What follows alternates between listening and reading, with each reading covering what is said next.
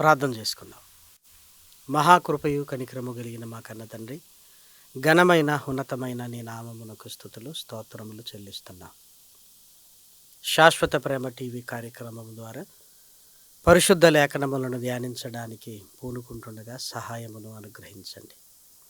నీ దాసుడనైనా నన్ను బలపరచండి. శక్తి కలిగిన నీ మాటలు నీ పిల్లలకు తెలియజేయగలిగే సామర్థ్యాన్ని అనుగ్రహించండి. వినుచున్న నీ పిల్లలకు నాయన వివేచనను అనుగ్రహించండి. ఈ కార్యక్రమాలు నాయన అనేకులకు ఆశీర్వాదకరముగా, నీకు మహిమకరముగా నాయన ముందుకు తీసుకొని వెళ్ళమని మిమ్మల్ని కోరుకుంటూ క్రీస్తు నామం నీ ప్రార్థన అడిగి వేడుకొనుచున్నాము తండ్రి, ఆమేన్. ప్రేమైన దేవుని వారలారా, దేవుని అపారమైన ప్రేమను బట్టి, ఆయన ఉచితమైన కృపను బట్టి పరలోకమందున్న కన్న తండ్రికి క్రీస్తు పేర కృతజ్ఞతాస్తుతులు చెల్లించుచున్నాను. దేవుని పిల్లలైన మీ అందరికీ క్రీస్తు పేర శుభములు వందనములు తెలియజేసుకుంటున్నాను. యేసుక్రీస్తు పుట్టుక ఆయన శరీరాన్ని ధరించుకుని వచ్చింది గనుక శరీర సంబంధమైనదిగానే ఆలోచిస్తున్నారు. అందుకే చూడండి, అక్కడ క్రిస్మస్ వాతావరణం అనగానే శరీర సంబంధమైనదే కనపడుతుంది తప్ప ఆత్మ సంబంధమైన ఆరాధన, ఆత్మ సంబంధమైన సంతోషము, ఆత్మ సంబంధమైన లేఖనాలు మనకు కనిపించటం లేదు. క్రిస్మస్ అనగానే పశువుల పాక, తొట్టి, నక్షత్రము, గొల్లలు, జ్ఞానులు అనుకుంటూ ఆ పాత్రలలోనికి మనం వెళుతూ దానిని పూర్తిగా ఒక శరీర సంబంధమైనదిగా ఆలోచిస్తున్నామేమో అనిపిస్తుంది. పిల్లలకు అర్థం కావడానికి ఇవే తప్ప రక్షణలోనికి వచ్చిన నీవు యేసుక్రీస్తు పుట్టుకను గురించి ఎలా ఆలోచిస్తున్నావు? కొత్త బట్టలు, పిండి వంటలు, అలంకరణ, యేసుక్రీస్తు పుట్టుకనగానే ఇవే మనకు జ్ఞాపకం వస్తున్నాయంటే ఒక ఆత్మ సంబంధమైన ఆయన పుట్టుకను కేవలం శరీర సంబంధమైనదిగానే మనం ఆలోచిస్తున్నామేమో, దానినే ఆనవాయితీగా ఆచార సంబంధంగా ముందుకు తీసుకుని వెళుతున్నామేమో లోతుగా మనల్ని మనం ప్రశ్నించుకోవాలి. ఎందుకంటే రాను రాను విశ్వాసం కనుమరుగైపోతుంది. వెలిచూపు, మన కార్యక్రమాలన్నీ ఎవరో చూడాలి అని ఆ వెలిచూపుకు అలవాటు పడ్డం గనుకనే హంగులు, ఆర్భాటాలను వదులుకోలేని స్థితిలో ఈరోజు క్రైస్తవ్యం ఉంది. ఆయన శరీరాన్ని ధరించుకుని వచ్చాడేమో కానీ యేసుక్రీస్తు పుట్టుక శరీర సంబంధమైనది కానే కాదు. యేసుక్రీస్తు పుట్టుకను ఎలా ధ్యానించాలో, ఎలా ఆలోచించాలో లేఖనాలలోనికి వెళ్ళి చూడగలిగితే ఆయన పుట్టుకలోనే దేవదూత మాట్లాడుతున్న ఒక మాటను దయచేసి మనం అందరము ఆలోచించాలి. లూకాసు వార్త 2వ అధ్యాయము 14వ వచనం. సర్వోన్నతమైన స్థలములలో దేవునికి మహిమయు, ఆయనకిష్టులైన మనుషులకు భూమి మీద సమాధానము కలుగునుగా కానీ దేవుని స్తోత్రము చేయుచుండిరి. యేసుక్రీస్తు పుట్టుకను బట్టి పరలోకములో దేవునికి మహిమ, దేవుడు మహిమపరచబడుతున్నాడు అంటే అది శరీర సంబంధమైన కార్యాన్ని బట్టి దేవుడు మహిమపరచబడడు. ఆత్మ సంబంధమైన కార్యము గనుకనే దేవుడికి మహిమ కలుగుతుంది అని దేవదూత ప్రకటిస్తుంది. కాబట్టి యేసుక్రీస్తు పుట్టుకలో పరలోకమందున్న దేవునికి మహిమ కలిగింది అన్నప్పుడు అదే పుట్టుకను జ్ఞాపకం చేస్తుంటున్న మన కార్యక్రమాలు దేవునికి మహిమ కలిగేటట్లుగా ఉన్నాయా? మహిమ కలిగేటట్లుగా ఉన్నాయా? ఆరాధనలోనికి సన్మానాలు, ఆరాధనలోనికి గ్రీటింగ్స్, ఆరాధనలోనికి ప్రైజ్ డిస్ట్రిబ్యూషన్స్, ఆరాధనలోనికి ప్రత్యేకమైన పాటలు, అసలు ఎక్కడికి వచ్చామో, దేనికోసం వచ్చామో అన్న సంగతి కూడా మరిచిపోయి ఈరోజు ఆరాధన కార్యక్రమాలు కూడా లోకంలో జరిగే ఈవెంట్స్గా మారిపోయాయి.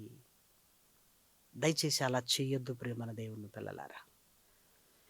శరీర సంబంధమైనదిగా మనం ఆలోచించకూడదు. ఆత్మ సంబంధమైనదిగా ఆలోచించాలి. ఆత్మ సంబంధమైనది అని మనం అర్థం చేసుకోగలిగితే మనం చేసే ప్రతి పని దేవునికి మహిమ కలుగుతుంది. యేసుక్రీస్తు పుట్టుకను బట్టి నువ్వు చేసే ప్రతి కార్యక్రమము దేవునికి మహిమ కలిగించే విధంగా ఉందా లేదా ఒక్కసారి ధ్యానించండి. తూర్పు దేశము నుంచి జ్ఞానులు వచ్చారు అని మనం విన్నాం. తూర్పు దేశము నుంచి జ్ఞానులు వచ్చారు. ప్రయాణము, వారి బడలిక, వారి అలసట ఇవన్నీ కాదని యేసుక్రీస్తును చూడగానే వారు దేనికి కనెక్ట్ అవుతున్నాడు? దేనికి కనెక్ట్ అవుతున్నారు? శిశువు అందంగా ఉన్నాడని కనెక్ట్ అవుతున్నారా? లేదంటే మరియమ్మ గారిని, యోసేపును అభినందించే పనిలో నిమగ్నమయ్యారా? వారి వెతుకులాట యూదులకు రాజుగా పుట్టినవాడు ఎక్కడున్నాడు అని వెతుకుతూ యెరూషలేమునకు వచ్చి హేరోదు రాజు ద్వారా తెలపబడినట్లుగా యూదయ దేశపు బెత్లెహేములో ఆయన పుట్టాడు అని విని అక్కడికి వెళ్ళి నక్షత్రము చేత నడిపింపబడిన వారుగా ఉండి ఇంటిలోనికి వెళ్ళిన తర్వాత వాళ్ళు ఏం చేస్తున్నారో దయచేసి మీరు చూడండి. మత్తయి సువార్త 2వ అధ్యాయము 10వ వచనం. వారు ఆ నక్షత్రమును చూచి అత్యానందభరితులై ఇంటిలోనికి వచ్చి, వీరికి ఆనందము, సంతోషము, ఆనందం అన్న పదాలు చాలా చిన్నవి. అత్యానందభరితులై, ఈ ఆనందము శరీర సంబంధమైనదా, హృదయములో కలుగుతున్నదా? దయచేసి మీరు ఆలోచించండి. హృదయములో కలుగుతుంది. ఎందుకు? యేసుక్రీస్తు పుట్టుకను ధ్యానిస్తున్నప్పుడు ఒక రాజుగా పుట్టాడు, ఆయన గొప్పవాడు అన్నది వారి హృదయాలలో మెదులుతుంది. వారి కళ్ళ ముందు చిన్న ఆకారం ఉన్న ఆ ఆకారానికి వారు కనెక్ట్ కావట్లేదు. ఆయన వచ్చిన ఉద్దేశము యూదుల రాజు అని వారి హృదయాలలో ఉంది. ఆ రాజును మేము చూశామని అత్యానందభరితులైపోతున్నారు. ఇక్కడ శరీర సంబంధమైన ఆనందము కాదు. దయచేసి మీరు చూడండి. అత్యానందభరితులై ఇంటిలోనికి వచ్చి తల్లి అయిన మరియను, ఆ శిశువును చూచి సాగిలపడి ఆయనను పూజించి తమ పెట్టెలు విప్పి బంగారమును, సాంబ్రాణిని, బోలమును కానుకలుగా ఆయనకు సమర్పించిరి. సాగిలపడి ఆయనను పూజిస్తున్నారు. శిశువు అనుకుంటే సాగిలపడవలసిన అవసరత లేదు, ఎత్తుకోవాలి. కానీ వారు ప్రవర్తిస్తున్నది ఎంత భిన్నంగా ఉందో చూడండి. సాగిలపడి పూజించి కానుకలు సమర్పిస్తున్నారు అంటే యేసుక్రీస్తు పుట్టుకను ఆత్మ సంబంధమైనదిగా అర్థం చేసుకుంటున్నారు ప్రియమైన వారలారా. శరీర సంబంధంగా దాన్ని సెలబ్రేట్ చెయ్యాలి అన్న ఆలోచన కాదు. సెలబ్రేషన్స్ అనేటివి కళ్ళకు కనిపించేటివి. క్రిస్మస్లో సెలబ్రేషన్స్ కాదు. యేసుక్రీస్తు పుట్టుక ఆత్మ సంబంధమైనది అని వింటున్నప్పుడు హృదయములో వైబ్రేషన్స్ రావాలి, మన హృదయములో కదలిక రావాలి. క్రిస్మస్ వైబ్రేషన్లో ఉన్నారా, లేదంటే క్రిస్మస్ సెలబ్రేషన్లో ఉన్నారా? దయచేసి ఆలోచించండి. యేసుక్రీస్తు పుట్టుక లేఖనాలలో నుంచి జరిగింది అని ఆ లేఖనాలన్నింటినీ మన కళ్ళ ముందు పెట్టుకున్నప్పుడు దేవుడిచ్చిన మాట, యేసుక్రీస్తు పుట్టుక అన్నీ ఎలా నెరవేరుతున్నాయి వాటి కాలాలలో దేవుడు భూత వర్తమాన కాలాలను శాసించగలిగే ఆయన ఔన్నత్యాన్ని చూస్తూ హృదయంలో ఉప్పొంగిపోవలసిన ఆనందంతో ఉండవలసిన మనం శరీర సంబంధమైనదిగా మనం మార్చుకున్నాం. లూకా సువార్త 2వ అధ్యాయము 15వ వచనం. ఆ దూతలు తమ యొద్ద నుండి పరలోకమునకు వెళ్ళిన తరువాత ఆ గొర్రెల కాపరులు జరిగిన ఈ కార్యమును ప్రభువు మనకు తెలియజేయించి ఉన్నాడు. మనము బెత్లెహేము వరకు వెళ్ళి చూతము రెండని ఒకరినొకడు చెప్పుకొని త్వరగా వెళ్ళి మరియను, యోసేపును, తొట్టిలో పండుకొని ఉన్న శిశువును చూచిరి. వారు చూచి ఈ శిశువును గురించి తమతో చెప్పబడిన మాటలు ప్రచురము చేసిరి. 20వ వచనం. అంతటా ఆ గొర్రెల కాపరులు తమతో చెప్పబడినట్టుగా తాము విన్న వాటిని కన్న వాటిని గూర్చి దేవుని మహిమపరుచుచు స్తోత్రము చేయుచు తిరిగి వెళ్ళిరి. గొల్లల వల్ల దేవునికి మహిమ కలిగింది. స్తోత్రము చేస్తున్నారు, దేవుణ్ణి మహిమపరిచారు. జ్ఞానులు ఆయనను పూజిస్తున్నారు, ఆయనను పూజిస్తున్నారు. దయచేసి మీరు ఆలోచించండి. లేఖనాలన్నీ మాకు తెలుసు అనుకుంటున్న శాస్త్రులు, పరిసయ్యులు ఎక్కడ పుట్టారో చూసి చెప్పారు, కానీ కదలలేదు. యూదయ దేశపు బెత్లెహేములోనే అని లేఖనాలను చూసి చెప్పారు. వీళ్ళ బాధ్యత ఏంటి? వెళ్ళాలి కదా, వెతకాలి కదా. వీరు వెతకలేదు ప్రియమైన వారలారా. లేఖనాలు తెలిసిన వారు ఎలా ఉన్నారో చూడండి. దేవదూత చెప్పిన మాటను బట్టి, నక్షత్రం పుట్టిన సంగతిని బట్టి బయలుదేరిన వీరు ఎలా ఉన్నారో ఒక్కసారి చూడండి. రాను రాను క్రిస్మస్ కలను కోల్పోతుంది. యేసుక్రీస్తు పుట్టుక ఉద్దేశాన్ని మరిచిపోతుంది ఈరోజు సమాజం. యేసుక్రీస్తు మన కొరకు పుట్టాడు, మన కొరకు పుట్టాడు అని సంతోషిస్తున్న మనం సమాజానికి ఏమైనా చేయగలుగుతున్నావా? దేవుణ్ణి మహిమపరిచేటట్లుగా. ఒకరోజు ట్రైన్లో ప్రయాణం చేస్తున్నప్పుడు ఒక భిక్షగాడు ఆతృతగా క్రిస్మస్కి ఇంకా ఎన్ని రోజులు ఉందండి అని అడుగుతున్నాడు. ఇంకా 15 రోజులు ఉంది కదా అన్నాం అని మాట్లాడిన తర్వాత, ఎందుకు అడుగుతున్నారు అన్నప్పుడు, క్రిస్మస్ రోజు యేసుక్రీస్తు పుట్టుకను బట్టి చాలామంది నాకు సహాయం చేస్తారు. అంటే యేసుక్రీస్తు పుట్టుకలో ఒక త్యాగము క్రైస్తవులకు ఉంటుంది. కాస్త కడుపు నిండా భోజనం చేయొచ్చు, కొత్త బట్టలు వేసుకోవచ్చు అనే ఆశ అతడిలో ఉంది. నిజానికి ఆశ అతనిలో ఉంది, కానీ ఈరోజు క్రిస్మస్ అనగానే యేసుక్రీస్తు మన కొరకు శరీరాన్ని ధరించుకొని వచ్చాడు, మనల్ని ప్రేమించాడు. ఆ ప్రేమను బట్టే ఆయన పరలోకమును విడిచిపెట్టి భూమి మీదికి వచ్చాడని సంతోషపడుతున్న మనం ఆ ప్రేమను పొందుకుంటూ సాటి వారికి సహాయం చేయగలుగుతున్నావా? కొత్త బట్టలు మనకు, పిండి వంటలు మనకు, మన ఇల్లు డెకరేషన్. మరి పేదవాడికి నీ వల్ల ఏమైనా జరిగిందా? డిసెంబర్ 25 రోజు కూడా ఆరాధన జరుగుతుంటుంది. విషయం చెప్పమంటారా? ఆరాధనకు మనం లోపలికి వెళుతాం, అడుక్కునేవాడు ఇంకా మెట్ల మీదనే ఉన్నాడు. వాడిని ఎందుకు తీసుకుని వెళ్ళకూడదు లోపలికి? ఆయనే నా కొరకు దిగి వచ్చాడు నాయన. నీకు నాకు తారతమ్యం ఏముంది? దేవాలయములోనికి రా, ఈరోజు ఆయనను ఆరాధిద్దాం, ఆయనను పూజిద్దామని ఆయనను తీసుకొని రాగలిగే ఆలోచనలు ఏమైనా ఉన్నాయా మనకి? గుడి మెట్ల మీద అడుక్కునేవాడు అక్కడే ఉన్నాడు. గుడిలోనికి వెళ్ళే అర్హత మనకుంది అని మనం వెళుతున్నాం ప్రియమైన వారలారా. వెళ్ళి ఏమంటున్నాం? నా కొరకు దిగి వచ్చావా ప్రభువా అని ఆయన అంటున్నాం కదా. మరి ఇదిగో నీకంటే క్రిందుగా ఉన్నవన్నీ దేవాలయములోనికి తీసుకొని రావచ్చు కదా. క్రిస్మస్ సంతోషంలో నీ భాగాన్ని అతని కూడా ఆనందపడేటట్లుగా చేయొచ్చు కదా. దయచేసి ఆలోచించండి. దేవుని కొరకు ఏం చెయ్యాలో మరిచిపోయి మనం ఏం చెయ్యాలో అని మన కొరకు మనం ఆలోచించే ఆలోచనలు ఎక్కువైపోయాయి ప్రియమైన దేవుని పిల్లలారా. లాస్ట్ ఇయర్ కంటే ఈ ఇయర్ అండి క్రిస్మస్ బాగా చేయాలండి. ఎలా? లాస్ట్ ఇయర్ అండి డెకరేషన్ సరిగా చేయలేదు, ఈసారి బాగా చేయాలి. లాస్ట్ ఇయర్ అండి భోజనాలు సమృద్ధిగా మనం పెట్టలేకపోయాం, ఈసారి అందరికీ సమృద్ధిగా పెట్టాలి. మీరు ఆలోచించండి. ఇవేనా దేవునికి మహిమ కలిగించే దేవునికి స్తోత్రము చేస్తున్నారు? యేసుక్రీస్తు పుట్టుకను బట్టి జ్ఞానులు పూజించడానికి వచ్చారు.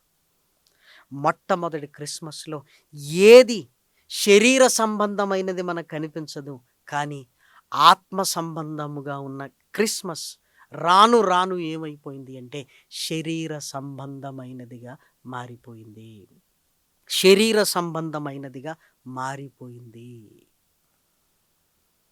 పేదవారు వెక్కిరించబడుతున్నట్లుగా మీకు అనిపిస్తుందా? పాప క్షమాపణ కొరకు వచ్చాడన్న వార్త మరుగున పడిపోయింది. రక్షణ వెలుగులు ఈరోజు సమాజానికి అందటం లేదు. పోటీల మీద కార్యక్రమాలు, ఎవరి కార్యక్రమాలు వారిదే. ఇదిగో మా దగ్గర బాగా జరుగుతుంది, మా దగ్గర బాగా జరుగుతుంది, మా దగ్గర బాగా జరుగుతుంది అని ఆత్మల సంపాదన గురించి మరిచిపోయాం ప్రియమైన దేవుని పిల్లలారా. ఈ క్రిస్మస్ అలా ఉండకూడదు. ఈ క్రిస్మస్ దేవుణ్ణి మహిమపరిచేదిగా ఉండాలి. హృదయాలు సంతోషభరితముగా ఆత్మ సంబంధమైన ఆనందములో ఉండగలగాలి. మనం ఏం చేసుకుంటున్నాం అనేది పక్కన పెట్టండి. మన ప్రభువు కొరకు మనం ఏం చేస్తున్నాం? పేదవాడికి భోజనం పెడుతున్నావా? వాడికి ఏమైనా బట్టలు ఇవ్వగలుగుతున్నావా? వాడికి ఏదైనా సహాయం చేసి ఎంతకంటే మన దేవుడు మన కొరకు ఇది చేశాడు అని క్రిస్మస్ను గురించిన 4 మాటలు మనం పంచుకోగలుగుతున్నావా? నీకు తెలిసిన వారందరినీ పిలిచి యేసుక్రీస్తు పుట్టుకను గురించి 4 మాటలు చెప్పి వారికి ఒక విందు ఇవ్వగలుగుతున్నావా? మీరు ఆలోచించండి, ఏం చేయాలనుకుంటున్నారు? పోయిన సంవత్సరం లాగానే మన కొరకు మనం చేసుకొని పడి వదిలేద్దామా? వద్దు ప్రియమైన దేవుని పిల్లలారా. ఆత్మ సంబంధమైన కార్యముగా ఇది ఉండాలి. ఆత్మ సంబంధమైన కార్యముగా ఉండాలి. జ్ఞానులు ఎలా పూజించారో, గొల్లలు ఎలా దేవుణ్ణి మహిమపరిచారో, దేవదూతలు ఎలాగూ యేసుక్రీస్తు పుట్టుకలో దేవునికి మహిమ అన్నారో, ఈరోజు మన ద్వారా కూడా దేవునికి మహిమ కలిగే కార్యక్రమాలలో మనం ఉండాలి. మనం మాట్లాడుకోవటమే కాదు, యేసుక్రీస్తు ప్రేమను లోకం మాట్లాడుకునేటట్లుగా ఆ ప్రేమను నీవు నేను కనపరచవలసిన రోజులలోనే మనం ఉన్నాము.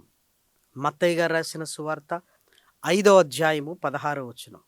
మనుషులు మీ సత్క్రియలు చూచి పరలోకమందున్న మీ తండ్రిని మహిమపరుచున్నట్లు వారి ఎదుట మీ వెలుగు ప్రకాశింపనీయుడి.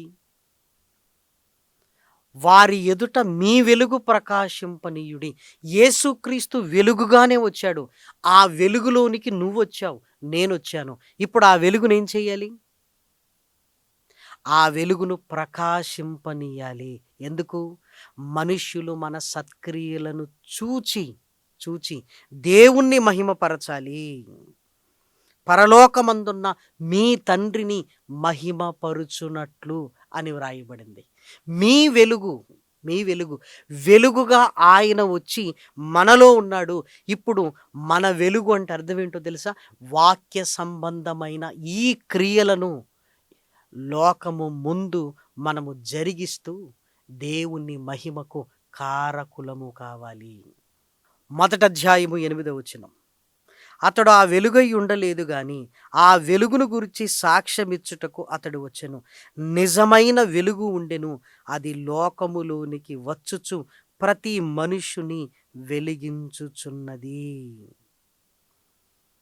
నిన్ను వెలిగించింది, నన్ను వెలిగించింది. వెలిగింపబడిన తర్వాత మనం ఏం చేయాలి? ప్రతి సంవత్సరం పండగ చేసుకుంటూ చచ్చిపోవాలా? వెలిగింపబడిన తర్వాత మనం ఏం చేయాలని మత్తయి సువార్తలో వ్రాయబడిందో చూడండి. మత్తయి సువార్త 5వ అధ్యాయము 14వ వచనం. మీరు లోకమునకు వెలుగై ఉన్నారు. కొండ మీద ఉండు పట్టణము మరుగై ఉండనేరదు. మనుషులు దీపము వెలిగించి కుంచెము కింద పెట్టరు గాని అది ఇంట నుండి వారందరికీ వెలిగిచ్చుటకై దీపస్తంభం మీదనే పెట్టుదురు. కొండపై ఉన్నట్లుగా నీ జీవితం ఉండాలి. నువ్వు వెలిగింపబడిన మీదట దీపమును వెలిగించి దీపస్తంభం మీద ఎలా పెడతారో, కొంచెము కింద ఎలా పెట్టరో, అలాగే ఆయన వెలుగు మనము వెలిగించబడిన తరువాత మనము వెలుగుగా ఉంటూ కొండపై ఉండు పట్టణము వలె, దీపస్తంభం మీదుండు దీపము వలె అనేకులకు సత్క్రియల ద్వారా దగ్గరవుతూ యేసుక్రీస్తు ప్రేమను వారికి తెలియచేస్తూ వారి రక్షణ కొరకు మనం ప్రయాసపడాలి. యేసుక్రీస్తు త్యాగమును వాళ్ళు గుర్తించేటట్లుగా ఆయన రక్షకుడు అని, మన ప్రేమను చూపిస్తూ రక్షకుడు అని అర్థం చేసుకునేటట్లుగా మన వెలుగును ప్రకాశింపనివ్వాలి. ఇప్పుడు ఆలోచించండి, లోకంలో ఉన్న వారికి వెలుగు ప్రకాశింపనీయుడి అని దేవుడంటే అంత తీరిక ఈరోజు క్రైస్తవులకు ఉందంటారా? ఎవరి సందడి వారిదే. నువ్వు వెలిగింపబడిన తరువాత లోకము కూడా వెలుగులోనికి రావాలి అని నీ వెలుగు వారి ముందు ప్రకాశింపనీయుడి అన్నాడు. నీ సత్క్రియలు, నీ సహాయము, నీ ప్రేమ. ఏమ్మా, ఎందుకు ఇస్తున్నావు ఈ సహాయం అంటే, యేసుక్రీస్తు ప్రేమ అని నువ్వు చెప్పగలుగుతున్నావా? క్రీస్తు ప్రేమ ఇది. ఆయన పరలోకము నుండి నా కొరకు దిగి వచ్చాడు. ఆయన ప్రేమను నేను మీకు చూపిస్తున్నాను. ఇదే కాదు, పాపుల రక్షణ కొరకు ఆయన సిలువలో మరణించడానికి శరీరాన్ని ధరించుకుని వచ్చాడు అని హృదయపూర్వకంగా నలుగురికి సువార్తను ప్రకటించగలుగుతున్నావా? దయచేసి ఆలోచించండి ప్రియమైన దేవుని పిల్లలారా. మన వెలుగు ప్రకాశింపనీయాలి. ఎందుకంటే ఈ వెలుగు అనేకులకు లేదు. నిజమైన ఆ ఆనందాన్ని చాలామంది రుచి చూడటం లేదు. ఇంకా ఆ నిజమైన వెలుగులోనికి రావటం లేదు. వచ్చిన వారు ఆ బాధ్యతను మరిచిపోతున్నారు. గొల్లలు ప్రకటిస్తూ వెళ్ళారు. జ్ఞానులు అత్యానంద భరితులై వారు కూడా యేసుక్రీస్తును పూజించి దేవుని కార్యములను గురించి మాట్లాడుకుంటూ వెళ్ళిపోయారు. కానీ శాస్త్రులు, పరిసయ్యులు మాత్రం లేఖనాలను చూచి ఇది ఆత్మ సంబంధమైనది అని అర్థం చేసుకోలేక అంగీకరించే స్థితిలో లేనివారుగా మిగిలిపోయారు. ఈ క్రిస్మస్ దినాలలో నీవు నేను ఎలా ఉన్నాం? లేఖనాలను చూసి కఠిన హృదయులైనట్లుగా శాస్త్రులు, పరిసయ్యుల వలె ఉన్నావా? ధర్మశాస్త్రోపదేశకుల వలె ఉన్నావా? లేదు అంటే అత్యానందభరితులై మహా సంతోషముతో గొల్లలు, జ్ఞానులు ఎలా ఆ వెలుగును గురించి మాట్లాడుకుంటూ వెళ్ళిపోయారో ఆ నిజమైన ఆత్మ సంబంధమైన ఇదిగో ఆనందాన్ని మనం పొందుకుందామా? ఎలా ఉందాం మనం? దయచేసి మీరు ఆలోచించండి లేఖనాలను. మత్తయి సువార్తలో ఉన్న మాటను చూసి మనం ముగించేసుకుందాం. లేఖనాలలో వ్రాయబడిన మంచి మాట, 2వ అధ్యాయము 5వ వచనం. అందుకు వారు, యూదయ బెత్లెహేములోనే ఏలయనగా, యూదయ దేశపు బెత్లెహేమా, నీవు యూదా ప్రధానులలో ఎంత మాత్రమును అల్పమైన దానవు కావు. ఇశ్రాయేలును, నా ప్రజలను పరిపాలించు అధిపతి నీలో నుండి వచ్చును అని ప్రవక్త ద్వారా వ్రాయబడి ఉన్నదనిరి. ఎందుకంటే హేరోదు వీళ్ళందరినీ పిలిచాడు. 4వ వచనం చూడండి. కాబట్టి రాజు ప్రధాన యాజకులను, ప్రజలలో నుండి శాస్త్రులను అందరినీ సమకూర్చి క్రీస్తు ఎక్కడ పుట్టునని వారిని అడిగెను. లేఖనాలను చూసి చెప్పి మరి లేఖనాలు నెరవేరుతున్నవంటే అందరికంటే ముందుగా వెళ్ళవలసిన వీళ్ళు నిశ్శబ్దం అయిపోయారు. ఈరోజు లేఖనాలన్నీ తెలిసి మనం కూడా నిశ్శబ్దం అయిపోతున్నామా? లేదంటే యేసుక్రీస్తు ప్రేమను చూపించడానికి ఇష్టపడుతున్నావా? దయచేసి ఆలోచించండి. యేసుక్రీస్తు పుట్టుక ఆత్మ సంబంధమైనది. ఇంకా చెప్పాలంటే మన ఆత్మను రక్షించడానికి ఆయన పుట్టాడు. నశించిన దానిని వెతికి రక్షించుటకు మనుష్య కుమారుడు వచ్చెనని చెప్పాను. నశించుచున్న శరీరంలో ఉంటున్న ఆత్మను రక్షించడానికి ఆయన పుట్టుక జరిగితే ఇది ఆత్మ సంబంధమైనది అని మనకు అర్థమవుతుంది కదా. దానిని ఎట్టి పరిస్థితులలో శరీర సంబంధమైన ఒక పండుగగా మార్చొద్దు అని ప్రభువును వెలుగుగా మనము కలిగి ఆ వెలుగును లోకములో అనేకుల ముందు ప్రసరింపజేయవలసిన బాధ్యత మన మీద ఉంది. కాబట్టి దయచేసి ప్రియమైన దేవుని పిల్లలారా, సహాయం చేద్దాం. క్రీస్తు ప్రేమను చూపిద్దాం. సువార్తను ప్రకటిద్దాం. అనేకులను దేవుని కొరకు సంపాదించడానికి నిజమైన ఆ వెలుగును మనుషుల హృదయాల దగ్గరికి క్రీస్తు ప్రేమ మనలో ఉంచుకొని తీసుకుని వెళ్ళడానికి ప్రయత్నం చేద్దాం. కాబట్టి ఈ సంవత్సరం క్రిస్మస్ మీ జీవితాలలో, నా జీవితాలలో ఆత్మ సంబంధమైనదిగా ఉండాలి అని ప్రభు ప్రేమను బట్టి కోరుకుంటూ ఈ మాటలు నేను ముగిస్తున్నాను. ప్రార్థన చేసుకుందాం. మహాకృపయు కనికరము కలిగిన మా కన్న తండ్రి, ఘనమైన ఉన్నతమైన నీ నామమునకు స్తుతులు స్తోత్రములు చెల్లిస్తున్నా. విలువైన నీ మాటలనైనా నీ పిల్లలుగా మేము విన్నాం. విని హృదయాలు కఠినపరుచుకోక కరిగిపోయి లేఖన సారాన్ని నాయన గ్రహించి భక్తి కలిగినైనా ఉండగలిగే భాగ్యాన్ని అనుగ్రహించండి. ఈ శాశ్వత ప్రేమ టీవీ కార్యక్రమాలు అనేకులు రక్షణార్థమైన మారు మనసు పొందునట్లు, రక్షణలో ఉన్న నీ పిల్లలు బలపడునట్లుగా నాయన వారి హృదయాలలోనైనా మేలులతోనైనా నింపండి తండ్రి. దీని కొరకు నాయన సహాయ సహకారాలు అందిస్తున్న ప్రతి కుటుంబాన్ని, ప్రతి కుమార్తెను కుమారుణ్ణి నాయన జ్ఞాపకం చేసుకొనిచున్నా. ఈ పరిచర్య విస్తరించులాగున నాయన నీ పిల్లలకు నూరంతల ఫలాన్ని అనుగ్రహించండి తండ్రి.